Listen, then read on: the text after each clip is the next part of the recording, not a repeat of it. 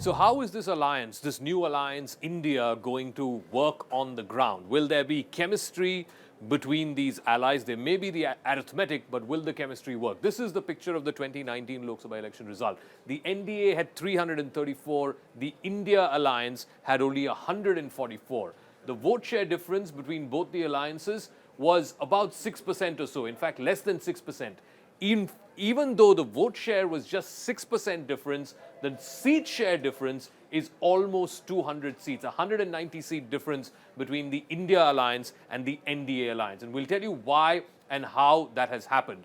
And that is being captured in the breakup. Out of the 334, the BJP had 303. So remember, the overall NDA vote share was 43. Out of that 43%, 37% is coming just from the BJP, which means all the other parties put together is accounting for only 6% of the NDA's vote share. If you look at the opposite alliance, the India alliance as they call themselves, in that alliance, it is a different story altogether, because if you go back, if you just go back to the India alliance, the main page, this is how the India alliance breaks down. There it's the opposite story, because the Congress is contributing only 20% out of this 37% vote share that the alliance had. The remaining 17%, which is almost as much as what the Congress's vote share is coming from the other parties, and primarily dominated by DMK, which has 2.3%. The TMC has a 4% vote share. And of course, the JDU, which in 2019 fought with the BJP,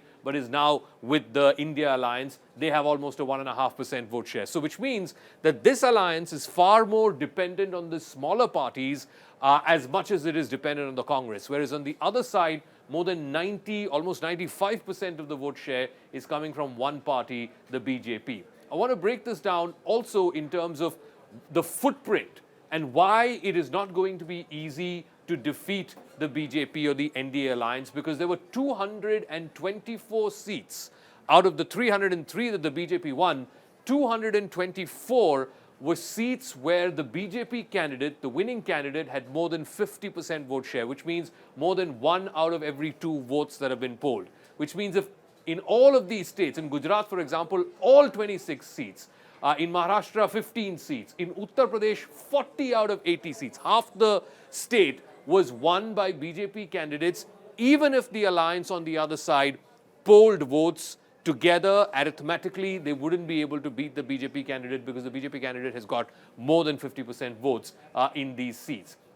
Now, let me just break that down for the rest of the alliances, as it were. Here we go. If you take the NDA as a whole, it had 241 candidates who got more than 50% vote share.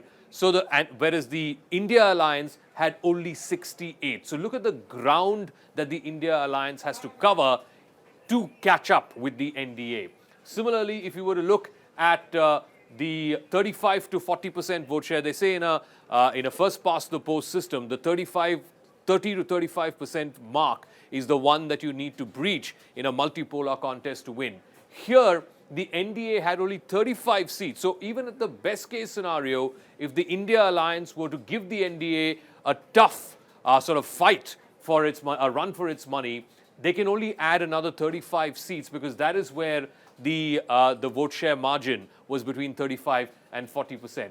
And then if you were to look at the close fights, let's take a look at the seats that were won with a less than 2% margin. Again, just 10 seats.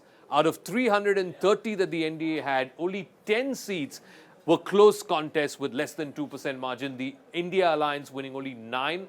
And similarly, less than 5% vote share was only 24 seats. So if you add those 34 seats, 10 seats that were less than 2% and 24 seats that were less than 5%, the ability or the window for the India alliance to grow beyond their current strength of 140 is only an extra addition of 35 seats. Because when the BJP won 224 seats on its own with more than 50% majority, then that means that they clearly have an edge and they win big. Out of 43% vote share for the NDA, 37% has come from one party, the BJP, which means when they win, when BJP candidates win, they win big.